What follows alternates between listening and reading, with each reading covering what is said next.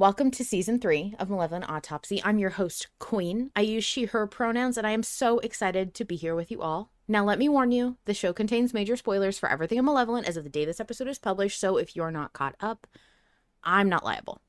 Before we get started today, I'd like to ask my lovely co-host, what part of Arthur's body are you betting on getting injured this week? Howdy, hello. My name is Vol Control. I use he, him pronouns, and this week I'm betting on Arthur's mysterious scar getting injured. I feel like all the Lilith stands are quaking in their boots, either in worry or excitement. That's a good one. I like that. Would you like to give us a little summary of our episode? Sure. This week's chapter starts out strong with killing the butcher. Our concerns about the boy are subverted. He was an unwilling prisoner of a misguided father figure. As Arthur and John head back to the dollmaker, the butcher's story concludes with a juicy bit of lore about just how he earned that title. The dollmaker is delighted when they arrive with their prize. They are curious about what Arthur's intentions are with this body they've crafted for them. Glad to hear that they intend to leave the dark world as they suspected, they mention some upgrades that may help in that regard. They know not how to leave the dark world, and say this body is not made to traverse the hollow. But they're sure Arthur and John's chum's method will work out just fine. Now, the question is, do we let the dollmaker install Arthur into his new body to ensure a snug fit? Or do we risk transporting the body back to Yorick? The ultimate decision. Yeah, this is a very enticing vote. Very enticing options for everyone in all directions. For risks, for benefits, it's everything. Yes, I agree. So, what was your carrot for this episode? Volume control. My carrot this week was the dollmaker. Their lines of dialogue in this episode were so fucking funny. It took me out when they referred to Yorick as John and Arthur's chum. It just Chum, and then family can be oh my difficult. God, that shit's gonna live in my brain forever. Yes. I think that when I was skimming the live reaction when the episode first dropped, I saw Joe specifically call out that she loved that line. Yeah, really, really fucking good. Especially because, it doesn't occur to people who are deep in the malevolent trenches that uncle is still a title that you would give to a family member and not the name of a guy. And it's one of those things where you have a character reacting to a different character from seasons ago that has zero context for this character, and it kind of breaks your brain a little bit to think about the dollmaker and uncle in the same sentence. How far we've come, indeed. Yeah, oh my God, you dork. I really like, that's a good point. I think there is there's a sense of giddy excitement that bubbles up in me whenever I have characters in the current time referencing things that happened in the past in a way where, it makes me really realize the story is all leading up to this kind of a moment where you can make that joke and it fully makes sense and everyone knows what you're talking about and it's good. I don't know. It feels very payoff. Yeah. And that actually makes me think it's kind of interesting that the dollmaker didn't ask about how Arthur got any of those scars. I feel like as a craftsman recreating something, they would have been curious about that, but that's neither here nor there. Yeah. Neither here nor there. What was your stick? My stick this week was the dollmaker derogatory. Oh man, I am so nervous and excited about what could happen if we let the dollmaker install Arthur, because I feel like there's obviously risks to both poll options, and I feel like it's been foreshadowed that something that Arthur's not telling the dollmaker is going to prove to be dangerous, like the dollmaker warned us, and they're gonna lose their shit, and that prospect is... So my stick is it's a carrot-shaped stick, sort of. It's a carrot-shaped stick. That's a good way to phrase it. What was your carrot this week?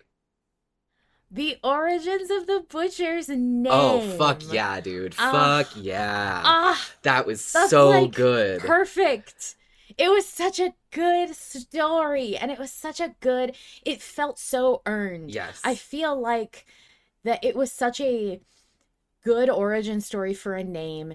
It totally perfectly encapsulated all of, I think, the butcher's daddy Yeah. issues.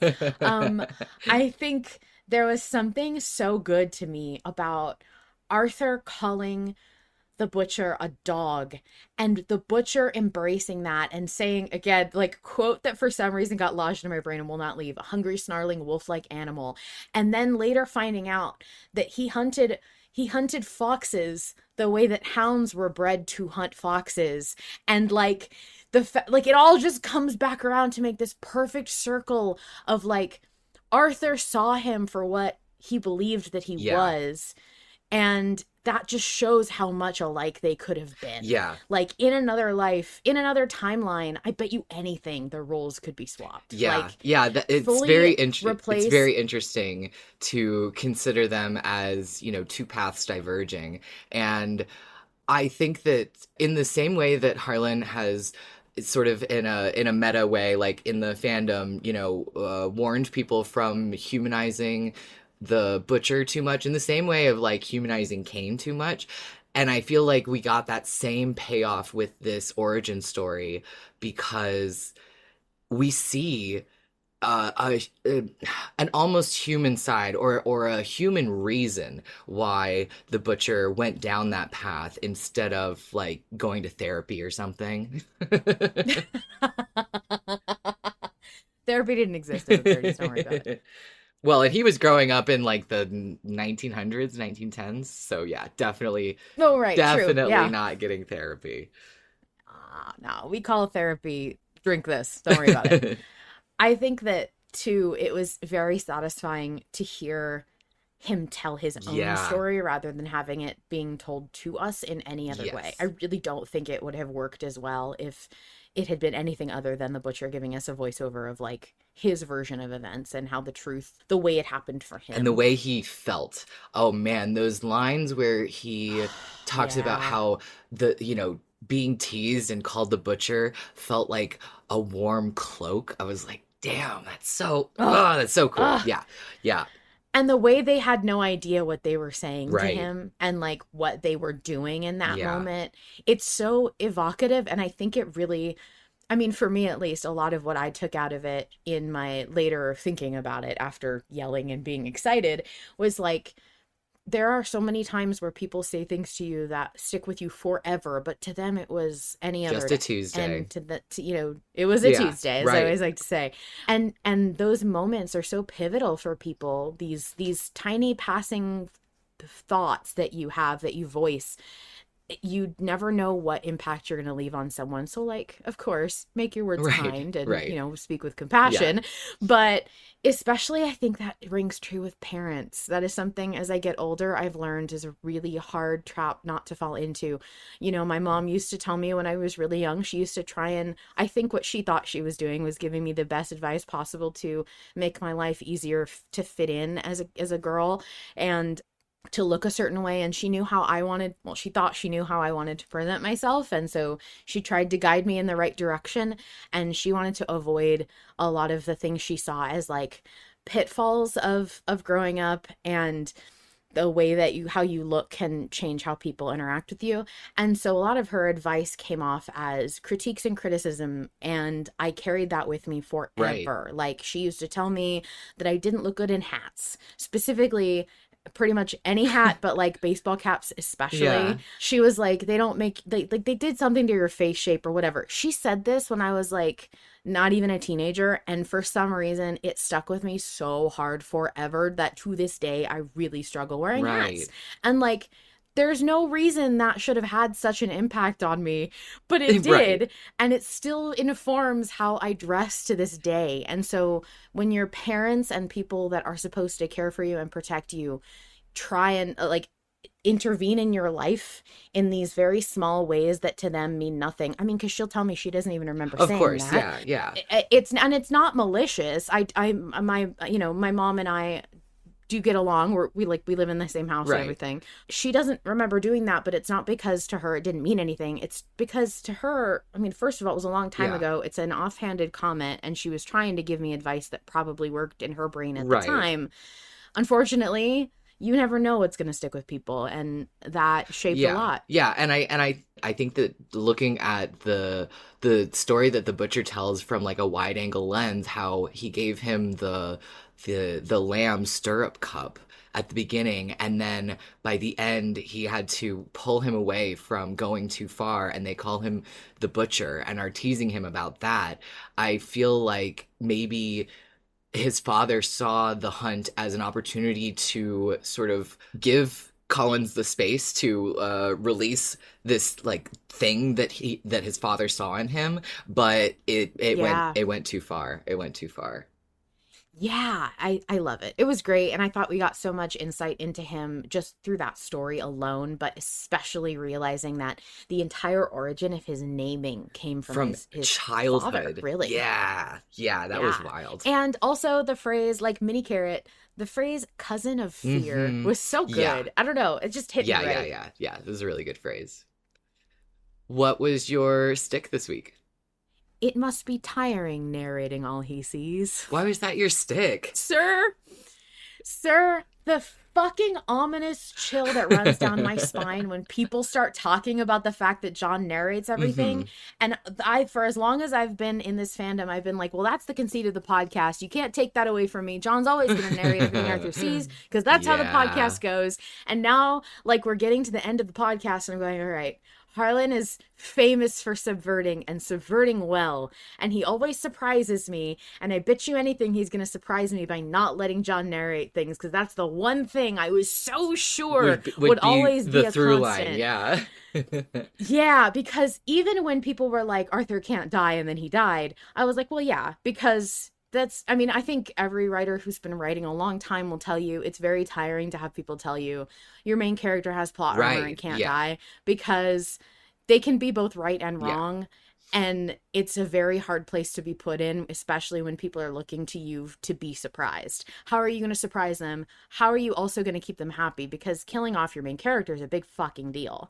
And most people don't love that. Most people. That's not something that is a popular choice. I would say it's a little different in the Malevolent fandom, because canonically Arthur's died several times and always something interesting happens. So we're like, maybe a little main character death, maybe just a little bit. Let me rephrase that, because in horror and supernatural stuff and in Malevolent, I have to be really specific. Permanent death. Sure. I mean, most people don't like major character permanent death. And it's because you've spent a long time, I think it's understandable, you've spent a long time with getting to know and love a character, and then that main character that you've had a personal relationship with dies and you never get to read them again in the same way is a very hard thing for people, I think, to swallow. And that's why it's not like a common trope in the most popular literature for the main character to die permanently. I've written literal essays about this, about character death specifically, because I don't mind a good character death. I find a sort of catharsis and intrigue in the decision to have that happen, but it has to be done right. I agree. And so it's interesting consuming a media like Malevolent, where character death is possible, and it's not always the author's intention for Arthur to die there. Sometimes it has to do with the input of the votes, or how the votes have steered the story. And it's interesting dealing with character death that's not permanent. Yeah, and I think that AK Trash Panda puts it really well. Okay, honestly, the melancholy feeling that it gave me, feeling like the narrative baton was being passed from John to the Dollmaker, from Malevolent to Tales from the Dark World. I don't know how to process this. To me, it was very indicative of John has now reaffirmed his position in the narrative that was established in season 1 several times in season 6. I'm the eyes, and his narration being interrupted by the Dollmaker, and this outsider kind of getting in on his job, and his lack of protest to it, Yeah. and then his lack of response when the dollmaker says it must be tiring. Right. You're very clever, because I didn't clock that phrase as something that stuck out to me. Thank you, by the way. That was very sweet. I don't think of myself as very clever, so it's very nice when clever people tell me I'm clever.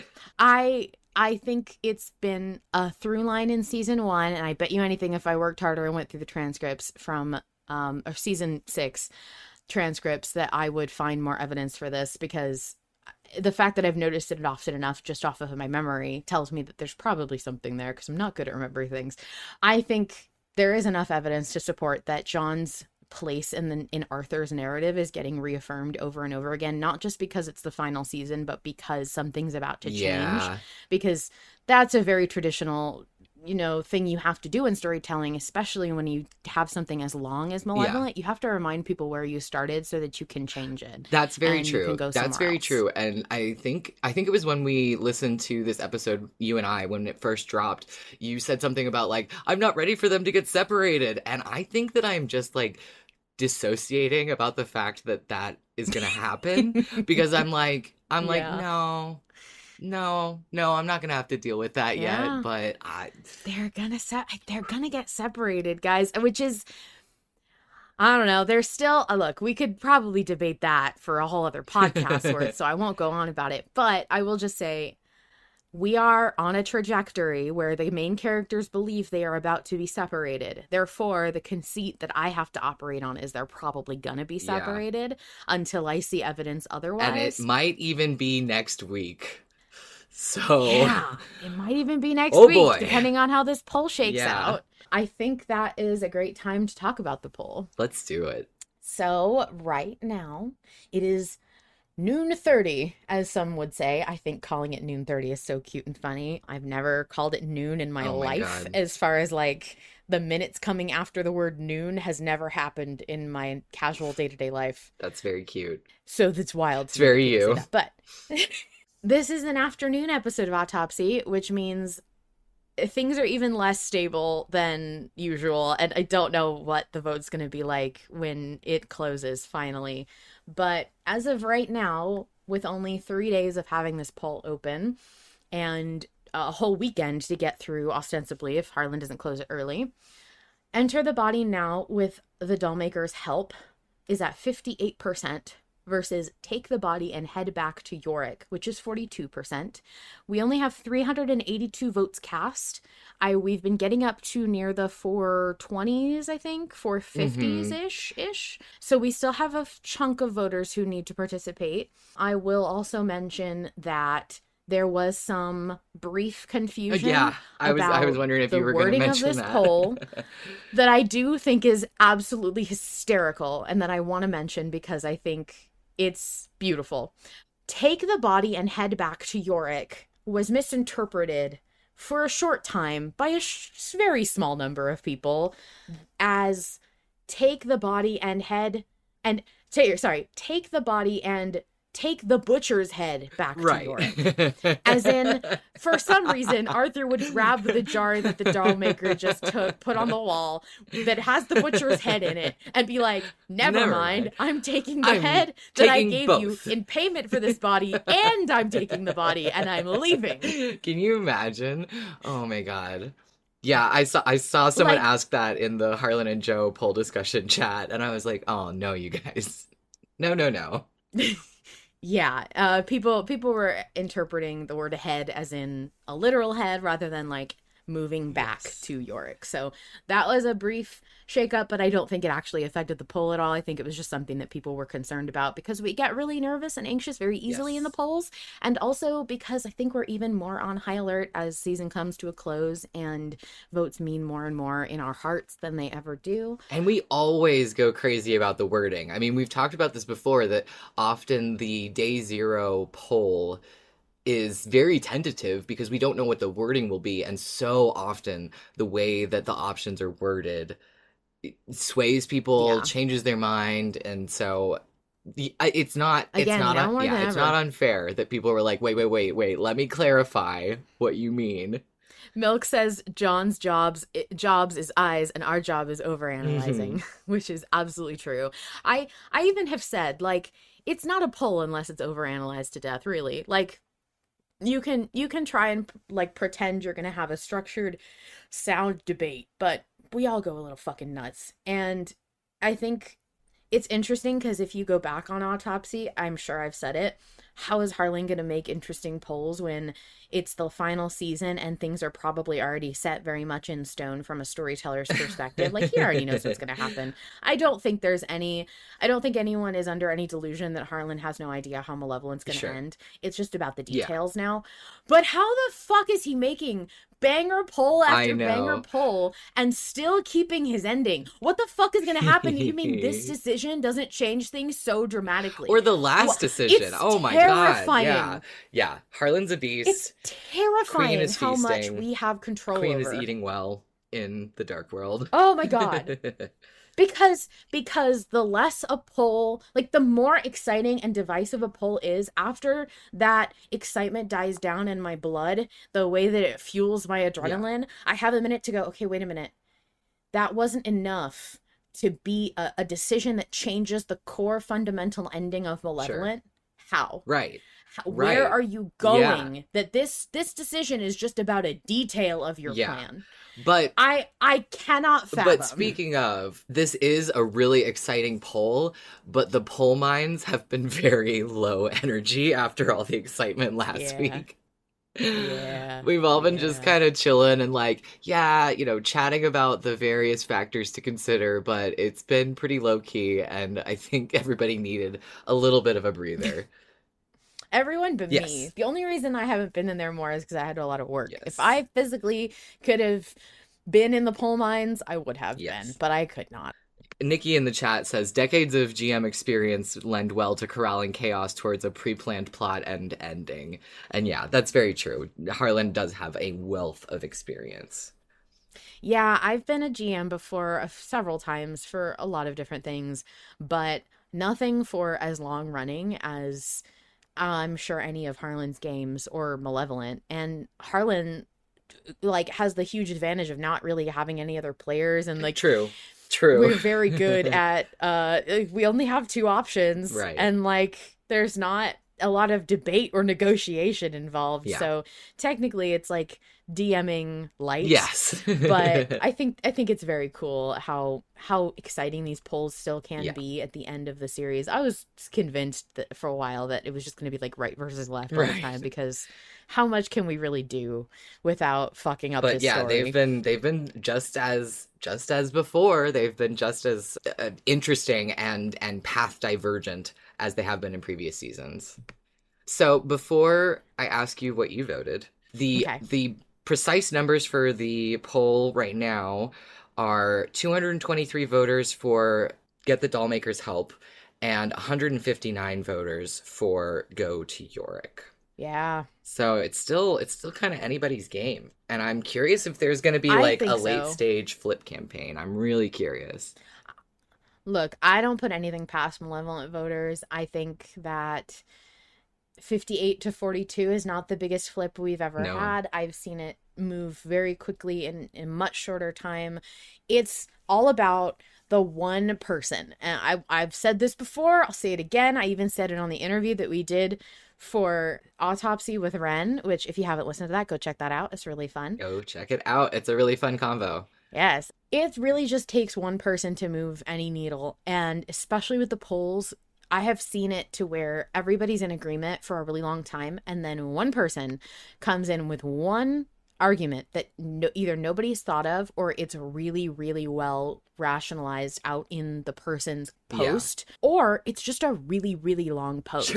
And really long posts get people's attention very quickly. So I will say a good tactic if you're trying to advertise for a flip for anything, write a lot of words. They don't even need to necessarily make sense. It's really funny that you say that, because literally Marvin in Slow Poll this week wrote out like a longer post than usual and admitted, I wrote this as a long post to get your attention. You got Marvinated. See, even Marvin knows. I look, long posts get people's attention, and if you talk a lot, people tend to believe you know what you're talking about. And that's not always the case. But if you can make them think you know what you're talking about, they'll vote the way you want them to vote. And that, my friends, is politics. Um, So and you think that I think we can totally flip this if we want to, but I'm good not. yeah, I'm good if we yeah, don't. yeah. So you're voting to get Arthur in that body right now with the dollmaker's help? I am. Why is that? I'm voting to get Arthur in there with the dollmaker's help because after sitting on it for a while, I decided that I don't particularly care about I like my original rationalization for take the body and head back to Yorick was we have a plan. I want to stick to the plan. But then I realized Arthur doesn't even really know the plan. He's just kind of guessing at what the plan is. Right. And Yorick is historic for not telling us what the fuck is going on unless we ask exactly the right questions. And so maybe I shouldn't trust the guy who withholds information with the plan. Right. Maybe I'm in control, damn it, and I make the plan, and the plan is now that we use the doll maker. Yeah. I had joked early on in the poll mines that we're just, if we show up to Yorick with the body and Arthur's not already in it, Yorick's gonna be like, Asta, I don't know what to do with this. And just not be helpful. Like, you were supposed to ask the doll maker to do this. Duh. Obviously. Yeah, I feel like I could absolutely see Yorick being like, I mean, I don't know. I guess I could give it a shot at figuring out how to do this. And like the equivalent of when you put too many clothes in the dryer or the washer and you're like trying to shove them down to compact everything because you don't want to do a second load. That's kind of how I imagine Yorick trying to get Arthur into the body versus the doll maker who's like, no. There's a way very to do elegantly this, you idiot. Knows where the seams are, all of that. Yeah, exactly. And so like, I can see Yorick being like, well, why would I send you to the doll maker just to get a body? I could get you a body. Right. You know what I mean? Like, I feel like it might be part of the doll maker's function to put people in the body just as much as it to make the body. Yeah, I mean, they did specify that they wanted to make sure the fit was snug. And they mentioned that they, like, added some upgrades. Hello? What does that entail? I think we do need the manual for those things, maybe. I'm excited about the upgrades. Me too.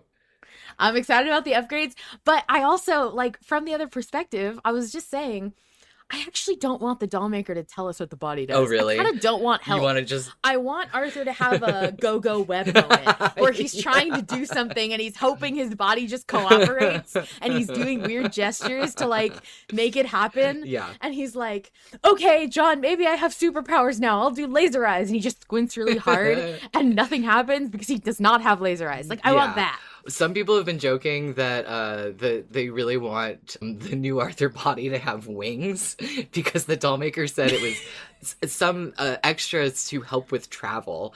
So I love the idea that that's wings. Wings, or as Spade just said in the chat, heelys. Yes. I think pretty much every idea that people are coming up with are great for what could possibly be different about this body, but the fact that he says it's the only body you'll ever need is really scary to me. I don't like that. Yeah. Don't like that. Yeah. What are you voting on? I am also voting to have the dollmaker do it now. And I haven't let myself entertain the idea of changing my mind all that much. Mostly because I want fucking answers about this scar.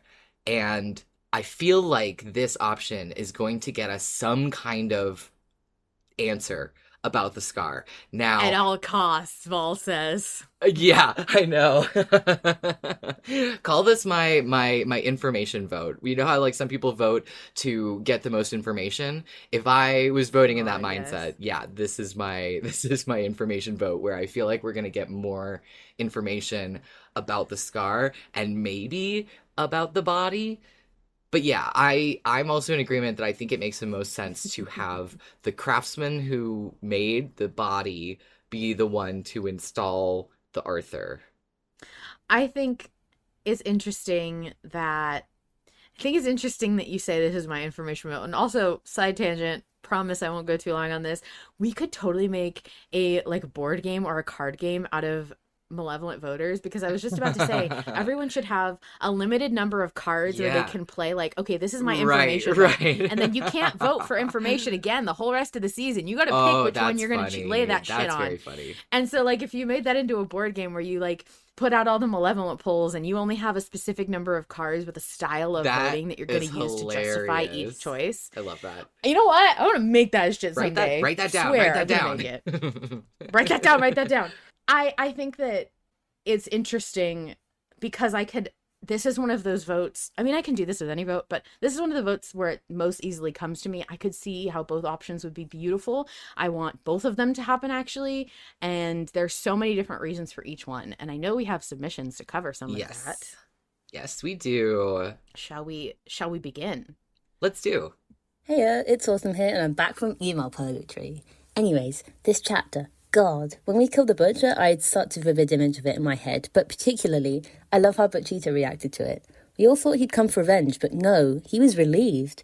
Butchito, or the boy, really, it's just that, a boy, scared in a dangerous land, so of course he would latch on to anything that could offer him safety, because he was a child in need of a guardian. Which, I'll give the butcher this, he was. He protected the boy, but he failed to understand that as much as he tried to mould the boy to be like him, he wasn't him yet.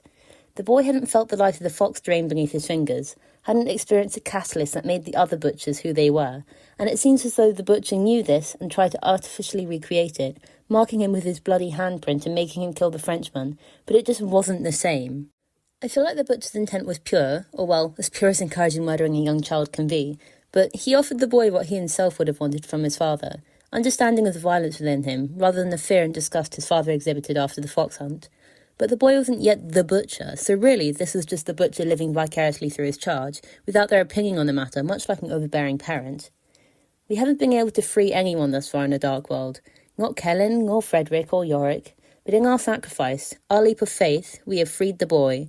And as much as I was against killing the butcher previously, I'm glad it ended this way, because otherwise I'm sure the boy would have done it himself, and that may have been the breaking point the butcher was trying so hard to stage, so I'm glad we could spare him from that, for a little while longer at least. Anyways, I have a lot of thoughts about these two. I've been drawing a lot of Animal Malevolent comics of this part, because the symbolism, the nation, where you at? Anyways, I'm so excited to be able to share this publicly when the part drops, but for now I shall sit on my hands. Thank you for listening to me ramble. Have a good rest of your autopsy. So good to have you out of email jail. Thank you so much for submitting, Autumn. I am getting whiplash from this episode because the first part being this heart-wrenching moment of the butcher, of killing the butcher, and then the drama of what's going to happen with the doll maker. It's crazy.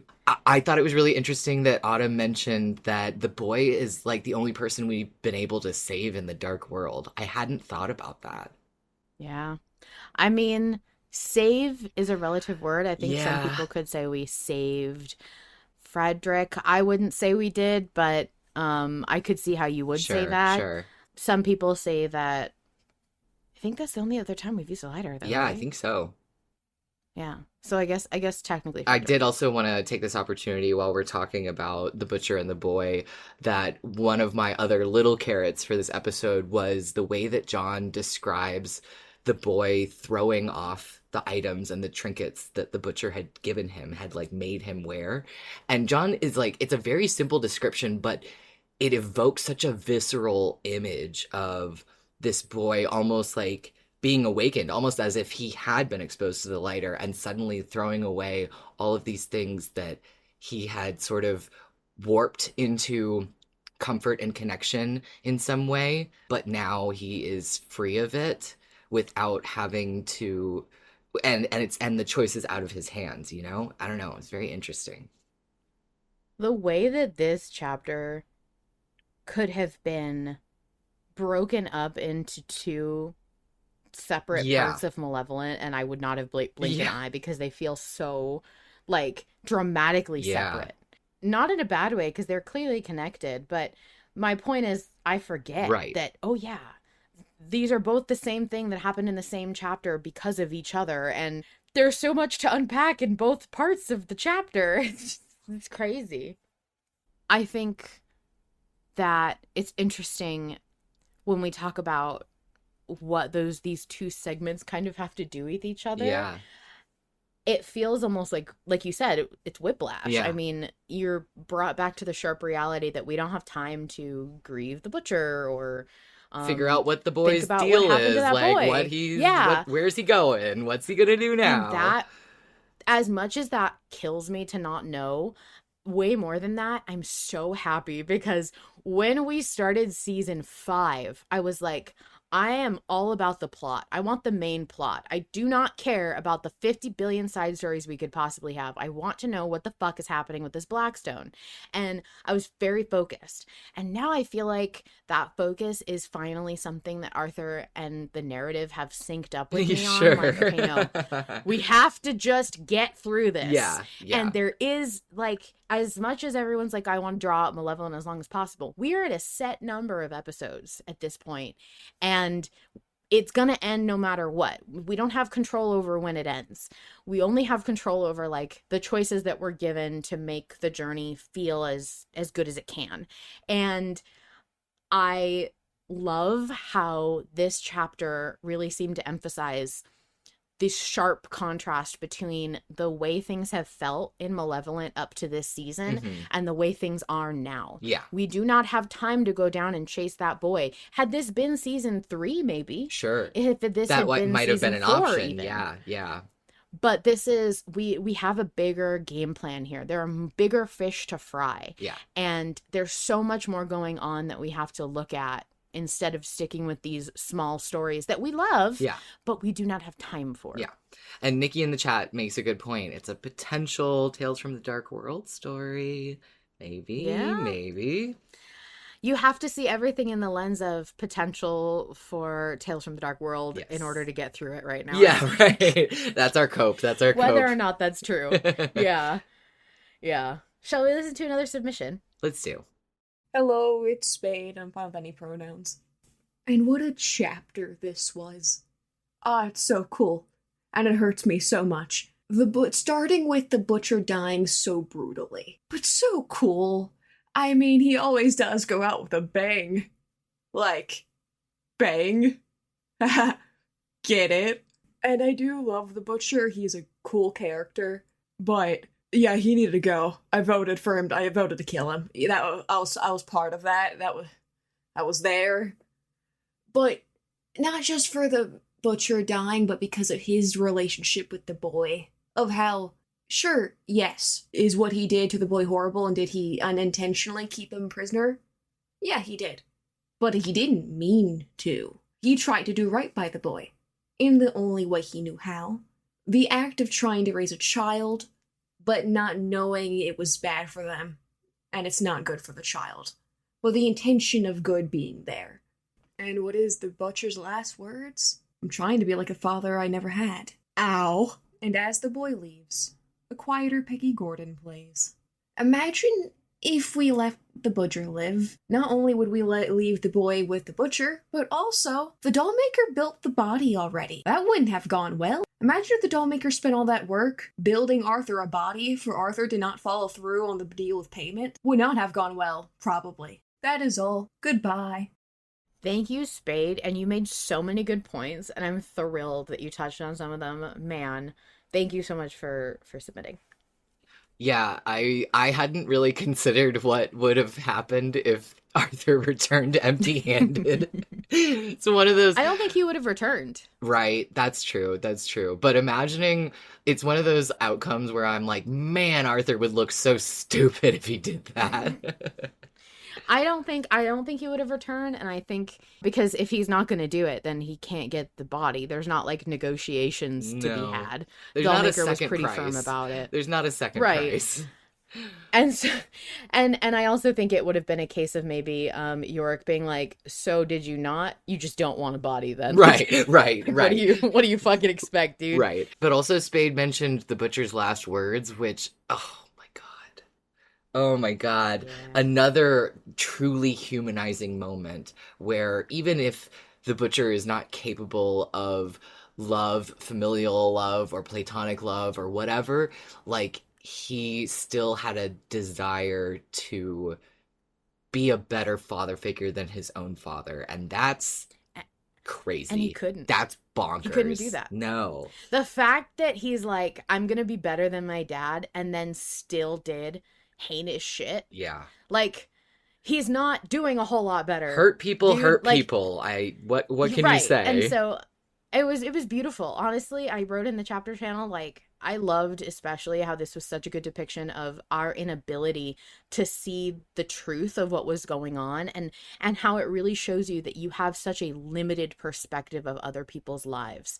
You have no idea how, if a person is truly happy in the position that they're in, if they're thriving, if they're young and they don't know any better, if they're scared and they wish there was an escape but they don't know any differently. We just had no insight into this kid. You would not be faulted for being a person who's like, oh no, this kid's already, like, there's no help. He's already this kid. bad. He was born bad even. Or, yeah.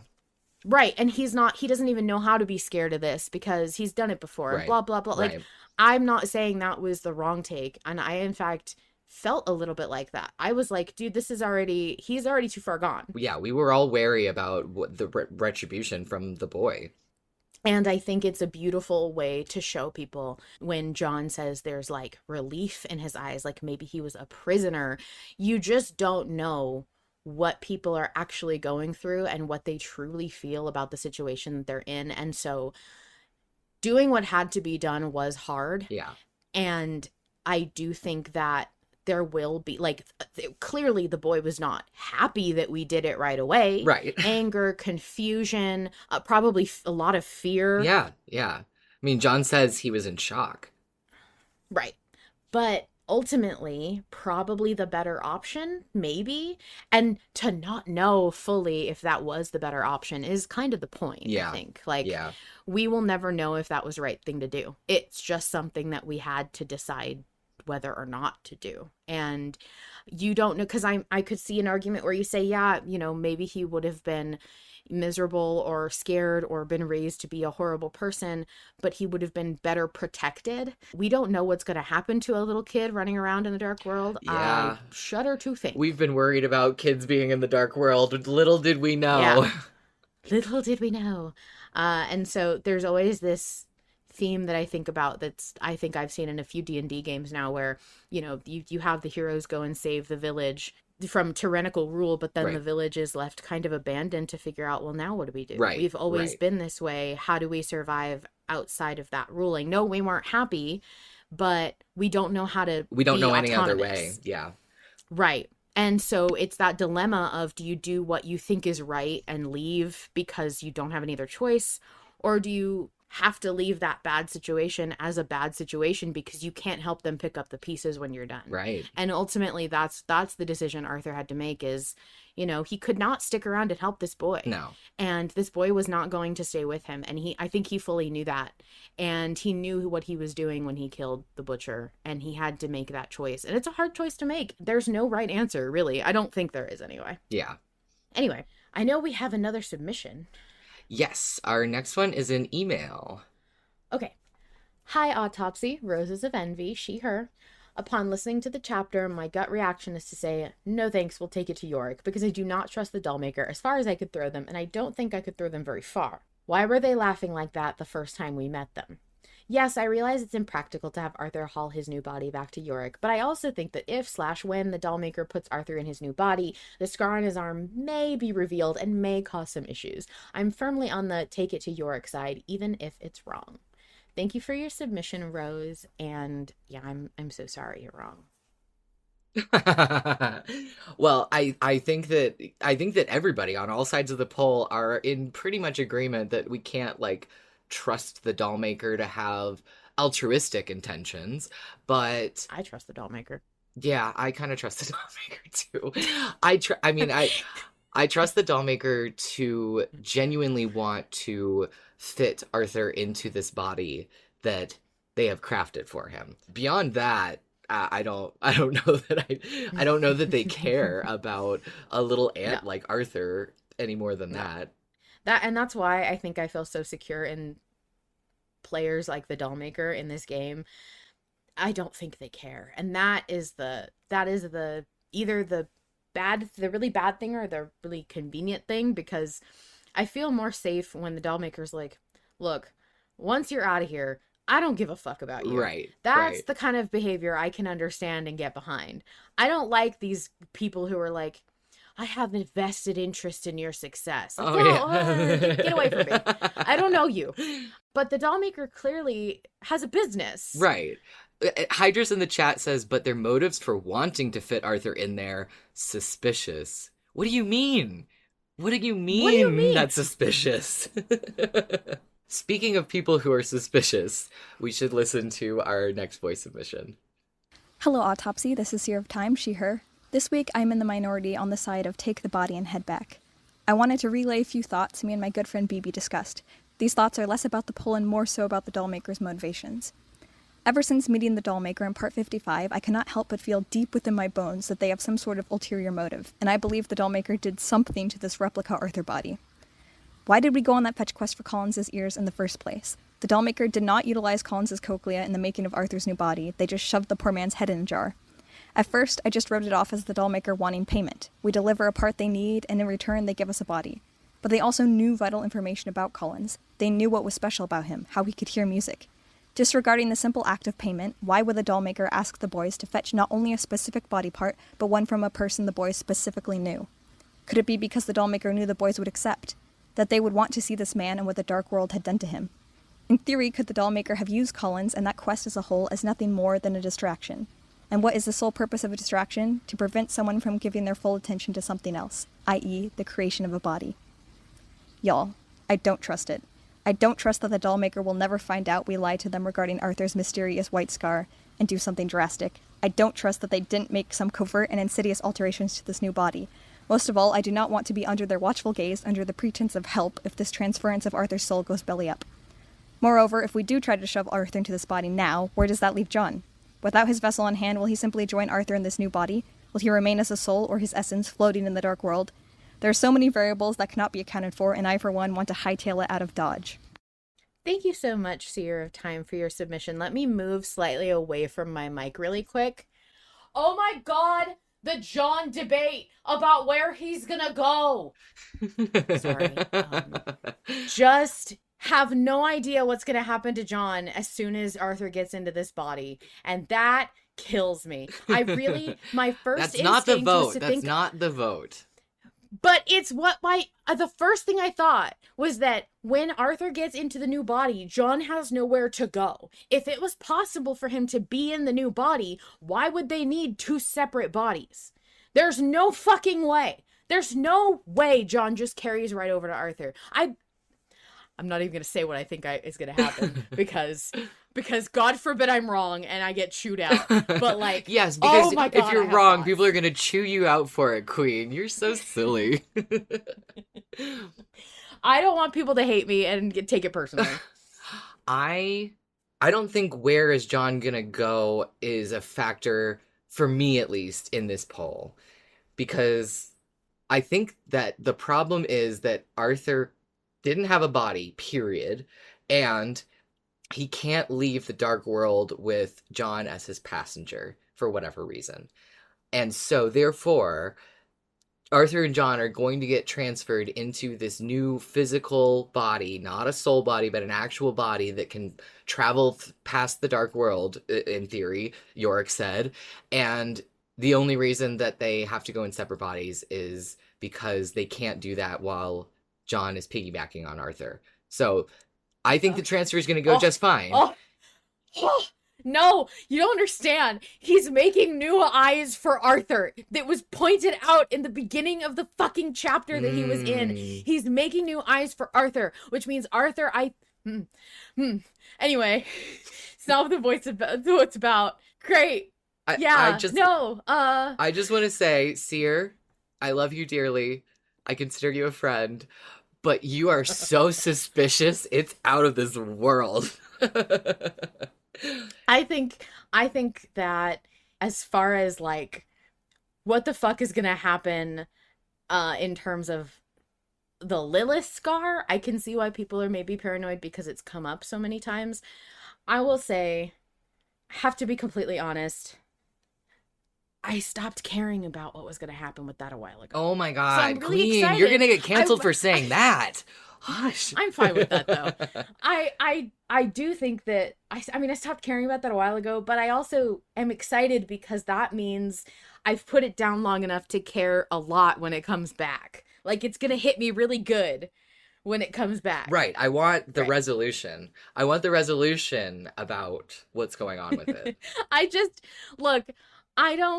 It's a scar and it hasn't done anything since we heard it was glowing in the very first fucking opening of Malevolent, and then I think it was when we got closer to the Dollmaker, I think there was mention of it glowing or something. And since then, I have not heard a word about it. I have not seen hide nor hair of Lilith. There has been nothing that has happened that has drawn more attention to this scar, and therefore, as a reader, I'm like, oh yeah, I bet that's gonna come up later, but I'm not really worried about it right now. It has nothing to do with me. You're not itching to know? I'm itching to know. I'm really not. I'm itching to know. I don't care. It's just such a nothing burger of a mystery compared to, are they going to be in the same body? How are they going to defeat Cain? Right. Those are the things that I am itching to know. But those are things you're itching to know. Okay, that's fine. He says, trying to cope with how I don't care about the thing he cares about. I could hear the tension in that. That's fine. Well, I thought that I was just going to bring up again, like, how Arthur and John are separated or not is not the vote. So therefore, it doesn't. But you said that it's something you're interested to know, which is a different thing entirely. So that's fine. Yes. Seer of Time says, it's not the scar itself, it's the fact that we lied to the Dollmaker and they specifically said how we better not be keeping anything from them. I don't think we all heard the same chapter. I think that I took the Dollmaker's conversation with Arthur over the scar very differently from a lot of people, and I will probably be proven wrong because I'm sure the majority is always correct and I'm usually the wrong one. I fully agree that, like, I can be insane sometimes, but I just didn't hear it that way. And even when I go back to read the transcript and see what everyone's talking about, I just don't. To me, it's like a scary threat that might come back later, but it also is very likely to not matter. I feel like sometimes it's good to inject fear into your players even when there's nothing to be afraid of, and I feel like that's kind of what happens here. Interesting. Shall we listen to another? Let's do. Hey, it's Slate. They, them, she, her. For the first time in a while, I'll admit I don't think I have much to say about this week's vote. But I did just listen to Ren's interview with Queen and Vol, and Queen affectionately bullied me into submitting something for posterity, so here you go. First, I think the last few weeks have been really intense. Because of that, many of us are feeling worn out from the crazy flip campaign and things, and I'm definitely feeling that. Like, y'all, I'm tired. And typically, my internal guiding light for voting is I want to fucking know. I am always an information seeker, first and foremost, but I don't think that applies in any meaningful way this week, so feeling sort of adrift. Ultimately, I think many of us have realized that it's time to pay the piper with regards to the scar. I voted to hide it, and I stand by that vote, and I am voting to hop in the body here, and I will stand by this vote too. Now, I fully expect horrible things to happen, but honestly, I'm ready to embrace the horrible things. It has been a while since a truly horrific thing happened to these guys, and honestly, they're due, y'all, they're due. Hopping in the body is sort of like pressing a big red button, knowing that it'll cause an explosion, and I do love a big red button. I'm very excited to see how big this mushroom cloud is. Thanks, whatever, Slate.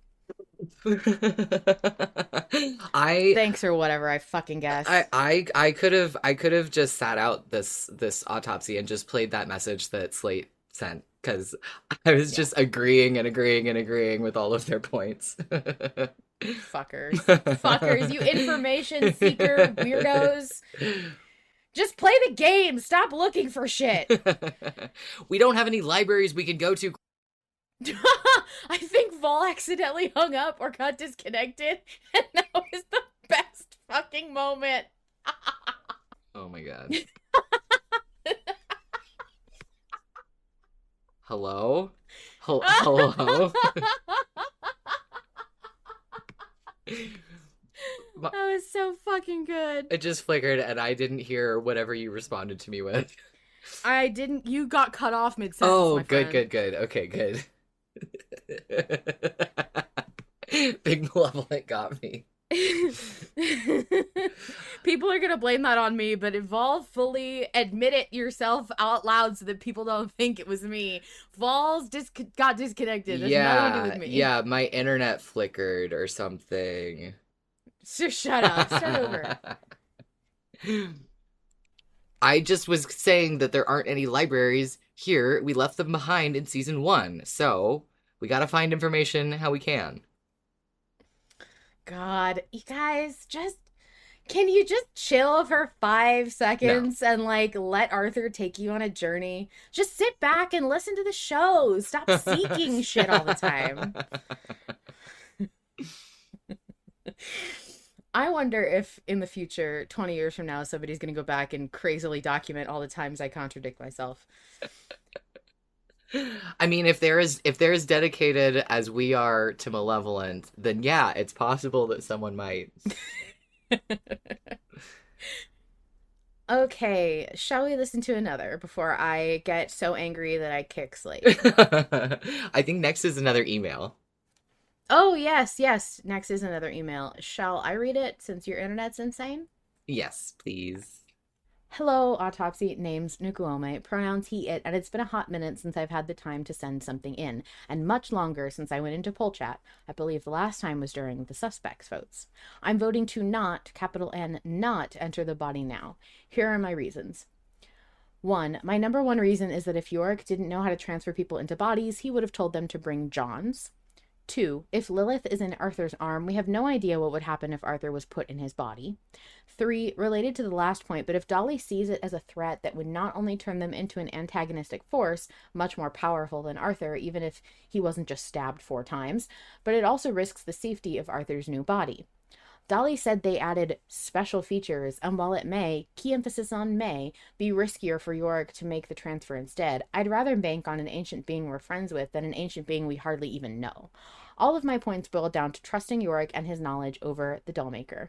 Yes, they have been helpful and nice, but that doesn't make them our friend. They've already made it clear they will harm Arthur if they see him as a threat to their home, and if there's too many unknowns for me to want to risk the body we just got and worked hard for. Have a great rest of y'all's autopsy. Thank you for your submission, Nukuome, despite the fact that I disagree with many of your points. I think it's really interesting that we have so many vocal take the body back to Yorick voters, and yet there's not like a huge push for a flip, even though it would be very possible. Like, I've seen a lot of people in the Discord server saying they want to vote for taking the body back to Yorick. Yeah, I think it's hard to push for a flip on this one because it's another vote where people are very steadfast in what concerns them. Yes. I'm not one bit worried about the scar, mostly because I feel like if it blows up, it blows up. Like, Right. there's just not. Right. That, I was pointing this out too. Look, people were saying that there was no way we could possibly cut off the butcher's head with a scalpel. Sure. People were saying There's no way he could make it back to the dollmaker. How is Arthur going to survive? Yeah, how is Arthur going to survive 4 stab wounds back to the dollmaker? And I'm just pointing out, none of that shit is my problem. Right. None of that shit Right. is my problem, or even yours, because there's no details about it in the podcast. And for a good fucking reason. Harlan's earned the right to not describe how he solves every problem since he's done it for 6 fucking seasons. Arthur figures it out, okay? And that's not what we're here for. We're not here for the stakes to be Arthur gets back to the dollmakers with 4 stab wounds. The stakes are the world is ending. Arthur's 4 stab wounds will figure themselves out. But okay? also... We've done that a few times before. To play devil's advocate, that could mean that the travel taking the body back to Yorick isn't even shown on screen. It just happens. And that's... So, like, how Arthur got... Hey, Vol, why are you advocating for the devil? I'm just asking questions, okay? Oh, God. Okay. Well, I think that it's interesting what people are willing to risk and not risk. I mean, you have the big risk of the Lilith scar blowing up, by the way, still conjecture as to whether or not it's Lilith. I just want to point out, everyone's so convinced it's Lilith. It may not be. I think, and I only point that out not to be smug about it, but because I do think it's Lilith. But I just want to point out that we a lot of times are left with so little information that we just assume things and then we run with it on that assumption because we have nothing else to go off of. We notoriously it's been a long time we do since that. we've had anything in the narrative. Yeah. So we're just leaning on what we've already assumed. Yeah. And to remind everybody what's canon and what's not canon, Lilith may not be the scar. We really don't know. Right. So. I think the other reason that there hasn't been a big move for a flip campaign is I've also seen pretty much everyone come into poll chat and be like, I don't know which way to vote. Somebody tell me which way to vote. Yeah. So I think there's also like a lack of commitment to the decision because it could be very interesting either way. It could be very risky either way. It's just balancing that risk management. I had somebody straight up just come into my DMs and go, how are you voting? Because I'll just vote that way. And I was like, cool. Great. That's fine with me. I don't care. Look, I don't care if you decide that you don't really care about the vote and you want to throw your vote away. As long as you throw it my way. Right, of course. It's fine with me. I don't think I've ever asked anybody how they're voting in the poll and like based my vote on that, but that's because I always have opinions. And some people somehow, well, maybe you can tell me, don't have opinions? What the fuck is that like? I'm sure you know, Mr. I don't care either way. It's all going to be cool and chill, except for when I want to seek answers. Yeah, exactly. I have convictions some of the time. That's where it's at. Fascinating. Shall we listen to our last voice sub? Let's do. Hey y'all, Mars here. My vote this week is for the doll maker to download Arthur into his new body. I'm gonna be real. I don't think this is the smartest of ideas. There are a lot of reasons I could bring up, but my biggest concern is that mysterious glowing scar that Arthur has and the threat of the doll maker erupting if they find anything dangerous behind it. A lot of folks think this is a physical symbol of Lilith being sewn into Arthur, which, if true, certainly means Arthur could be in a vulnerable and risky position with this choice. So why the heck am I voting for it? For the chaos, of course. We have made a lot of relatively safe votes for Malevolent standards, and I just kind of want to see what happens. With Booth John giving us such a good grade last week, I think it's time to take a risk and see what the fun option entails. So let's see what happens, y'all. Let's be a little wild this time. Embrace the chaos. I'm not sure if I want to thank you for submitting any more, Mars. I, for one, will say thank you. That is a perfect sentiment, Mars. Very well put. No, absolutely not on my fucking podcast. You will not. This will not stand. This will not stand. I will not tolerate this behavior.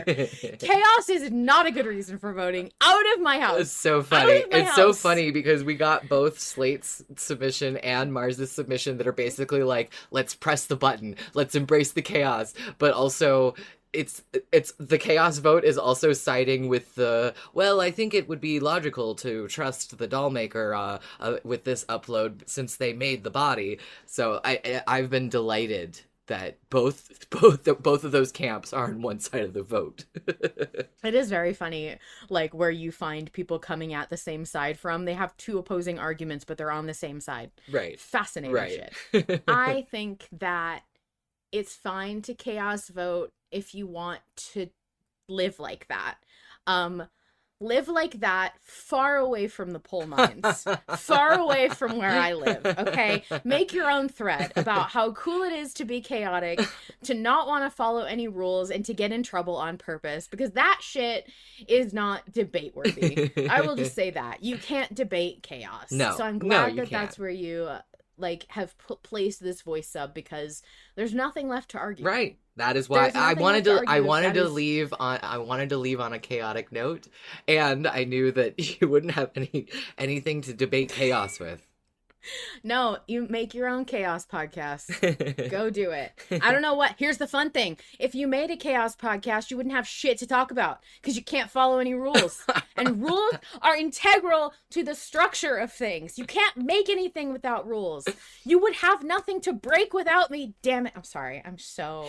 Yeah, I can't. I don't fathom. But Mars, truly, genuinely, honestly, appreciate your submission because... all voices are important on the podcast, and I really like to get the full picture of what everybody was thinking as much as possible. There's only 20 people around who come to the public shows and who submit, so it's very much like live like that, far away from the poll mines. Not understand it. It may feel like fire under my skin, but you are welcome to it, and I want you to have a voice here. So like, as much as I yell and scream and shout and hate it, I do still want to hear from you because I'm sure there are people in the future who are listening who might listen to that, who might be into that. Flames on the side of my face. Yeah, that's me.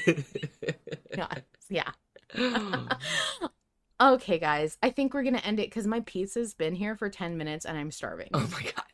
Yes, please go eat. I love you guys so much. You really genuinely make my life better. My life is better with you. Go listen to that song. It's by Montaigne. It's really good. No, but I think that you guys are wonderful. I appreciate all of the submissions every week, and I'm so happy that we got to do a little afternoon episode and see some friendly faces that we don't usually get to see, and some new folks. And I hope you all had fun, because that's really the point. Yeah, thank you all for coming. Fun. Good afternoon, everybody. Have a great rest of your day. Good afternoon. Thank you, of course, to Harlan Guthrie, the sole creator of Malevolent. Without his labor of love for a story he wants to tell, we wouldn't be here. To join the live recording, submit your own message, get in touch with me, and more, visit linktree/Malevolent Autopsy. The official Invictus Discord server is open to the public and includes a channel just for Malevolent Autopsy fans. We also have our own private, patrons-only channel. Finally, thank you to Mizra, Nikki, Vol Control, and everyone who has helped create and maintain Malevolent Autopsy. These friends are also volunteers who donate time and energy to help put together this love letter to Malevolent. Yes. And meanwhile, the horrors persist. But so do we.